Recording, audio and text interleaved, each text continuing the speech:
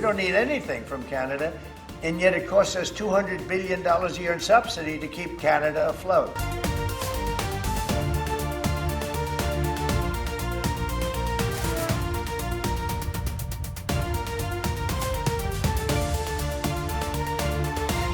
To our workers extracting oil and gas around Fort McMurray and in northeastern BC.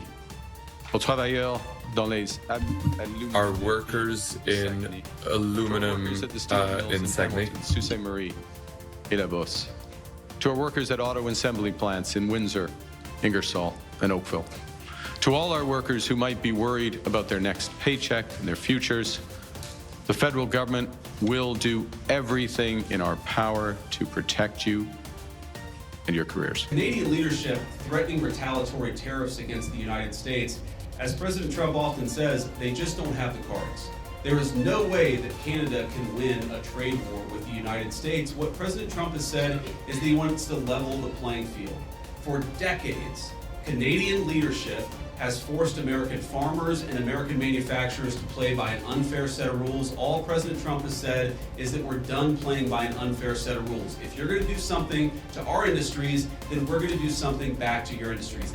No, we may or may not. We're going to make that determination probably tonight on oil. Yeah, because they send us oil, we'll see. It depends on what the price is. If the oil is properly priced, if they treat us properly, which they don't. Look, Mexico and Canada have never been good to us on trade. They treated us very unfairly on trade. And we will be able to make that up very quickly because we don't need the products that they have. We have all the oil you need. We have all the trees you need, meaning the lumber. We have more than almost anybody in those two categories. In oil, we have more than anybody. And in this new world, we have to look out for ourselves, and because we are Canadian, we will always look out for each other. Canada, China, and Qatar just cut the US out of oil. Trump can't believe it. Trump imposed drastic tariffs on Canadian oil, expecting us to have no choice but to keep selling to America at a discount. Instead, our government signed massive new energy deals with China, fundamentally altering where our most valuable resource will flow in the coming decades. Meanwhile, Qatar is making similar moves with its natural gas exports. Both countries are simultaneously reducing American influence over global energy markets. The economic implications for Canada are enormous, potentially keeping billions in revenue and thousands of jobs within our borders rather than watching them flow south. When global powers clash, Canada stands at the crossroads, and the ripple effects reach us all. Canada Connect is your strategic map to the global power shifts and economic undercurrents shaping our future in ways that impact real people. But here's the thing. Over 56% of people who watch this channel aren't subscribed. If you want to stay informed about the global tensions and political power plays that are already reshaping everyday life, not just headlines, now's the time to hit that subscribe button. It's free, it helps us keep doing this work, and it ensures you won't miss the next chapter in stories the mainstream media rarely touches. Thanks for being here. Now let's unpack how Canada, China, and Qatar are dismantling America's grip on the global oil game. The U.S. oil dominance myth. For decades, the U.S. called the shots in global oil markets. They set the prices, they controlled the flows, and countries like Canada had no choice but to play by their rules. But that era is ending faster than anyone expected. The numbers don't lie. U.S. oil imports from Canada dropped 12% last quarter. At the same time, China's imports of Canadian crude surged. That's not a coincidence. It's a direct result of the tariffs Trump slapped on Canadian oil, thinking we'd have no choice but to keep selling to America at a discount. Instead, we found another buyer. Take the Keystone XL pipeline cancellation. The US thought killing that project would leave Canada with nowhere to send its oil. They were wrong. Instead of crippling us, it forced Canada to look east. Now the Trans Mountain expansion is tripling our Pacific export capacity by next year. That means nearly 900,000 barrels per day heading straight to Asia, with China as the main destination. The US assumed we'd always need them more than they needed us. One energy economist put it bluntly, that calculation was wrong. This isn't some short-term market fluctuation. These are structural shifts. The US is losing its guaranteed access to Canadian oil, and there's no easy way to reverse it. American refineries are already feeling the squeeze. They're paying 18% more for heavy oil from other sources because Canadian crude isn't flowing south like it used to. Goldman Sachs predicts this could push US gas prices up by 80 cents a gallon if TMX volumes keep diverting to Asia. The US used to control the game because they were the only buyer that mattered. Now Canada's cutting deals directly with China, bypassing American refineries altogether. The Trans Mountain expansion isn't just a pipeline, it's a power move. And Qatar's doing the same thing with natural gas, signing 27-year contracts with China that sideline US middlemen. The petrodollar's grip is slipping, and the US is scrambling to adjust. Here's the problem for America. They're stuck competing in a tighter market. Without easy access to Canadian oil, US refineries have to pay more for alternatives. That means higher costs, higher gas prices, and more inflation. Meanwhile, Canada's locking in long-term deals with China that keep billions in revenue here instead of flowing south. The US thought tariffs would force us back to the table. Instead, they pushed us out the door.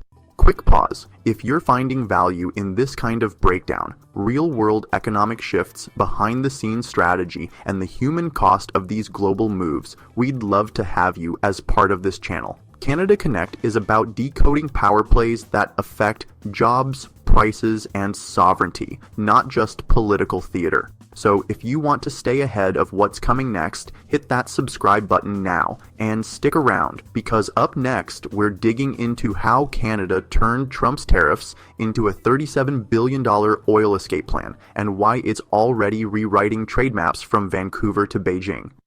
When Trump slapped those tariffs on Canadian oil, he thought he had us over a barrel. The plan was simple. Force Canada to accept lower prices by making it too expensive to sell anywhere else. But instead of folding, Canada made a power move. We accelerated pipeline projects to the Pacific coast, specifically designed to bypass the US entirely. The Trans Mountain expansion is the key. It'll triple Canada's oil export capacity to Asia by next year, jumping from 300,000 to 890,000 barrels per day.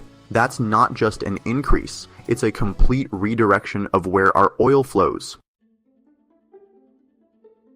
The US expected Canada to come crawling back after the tariffs. Instead, we signed a deal with Sinopec, one of China's biggest refiners, locking in 200,000 barrels per day for the next decade. That's oil that would have gone south to US refineries. Now it's heading straight to China on massive tankers, completely cutting out the middleman. The US thought they had us trapped. They were wrong. Goldman Sachs projects this shift could cost American refineries an extra $5 to $10 per barrel as they scramble for alternatives. That translates to an 80-cent jump at the gas pump. Here's the kicker. Canadian oil now sells for a $15 premium per barrel in Asia. For years, we sold to the US at a discount because we had no other options. Now, with direct access to Asian markets, we're getting full price. The Trans Mountain expansion isn't just a pipeline. It's a $20 billion annual revenue boost for Canada, money that used to flow south. The Canadian Association of Petroleum Producers warned the tariffs could slash $10 billion from Canadian profits. Instead, we flipped the script. The US is the one feeling the squeeze. American refineries are built to process Canadian heavy crude. They can't just switch suppliers overnight. So now they're paying 18% more for oil from other sources, and prices are only going up. Meanwhile, Canada's locking in long-term deals with Asia, securing better prices, and reducing dependence on a single buyer. The US assumed we'd always need them. Now they're watching as we sell our oil to the highest bidder, and it's not them. The numbers tell the story. US oil imports from Canada dropped 12% last quarter. China's imports of Canadian crude, they surged. This isn't a temporary shift. It's a structural change in global energy markets. The Trans Mountain expansion ensures Canada can keep supplying Asia for decades, regardless of what the US does. The tariffs were supposed to weaken Canada's position. Instead, they pushed us to find better customers. Qatar's gas gambit. While Canada pivots to China for oil, Qatar is executing its own energy end run around the United States, and it's working better than anyone expected. The tiny Gulf nation recently signed 27-year LNG contracts with China that completely bypass traditional Western buyers. These aren't just supply deals, they're carefully designed to undermine US influence in global energy markets. The contracts include unprecedented destination flexibility clauses that let China resell Qatari gas anywhere, including to US allies. That means American partners could wind up buying Qatari gas through Chinese middlemen, paying Beijing instead of Doha. The numbers show how fast this shift is happening. Qatar's non-US deals now make up 68% of its exports, up from just 42% in 2016. They're not just selling to China either. Germany recently inked a 15-year deal for Qatari LNG, locking in supplies until 2040. This isn't about replacing Russian gas. It's about Qatar rewriting the rules of energy diplomacy. One geopolitical analyst put it bluntly: this isn't just about energy. It's about building parallel financial systems. Here's what most people miss. These deals aren't just changing who buys gas, they're changing how it gets paid for. Traditionally, LNG trades in US dollars through American banks, but Qatar's new contracts with China cut out those middlemen. More deals are settling in yuan or through direct currency swaps. That weakens the petrodollar's grip on global energy markets. When the world's largest LNG exporter starts bypassing the dollar, it sends a signal. Other producers are watching. Qatar's production surge makes this even more significant. They're nearly doubling LNG output from 77 million metric tons this year to 142 million by 2030. That's enough to supply all of Europe's current needs with plenty left over. The US thought its shale gas boom would dominate the market. Instead, Qatar is flooding the zone with long-term contracts that lock buyers into their system. The financial implications are huge. Every LNG deal that bypasses US banks means less demand for dollars. It also means fewer transactions flowing through New York and London. Qatar isn't just selling gas, they're building an alternative financial infrastructure with China. The petrodollar system that's propped up the US economy for 50 years is getting competition.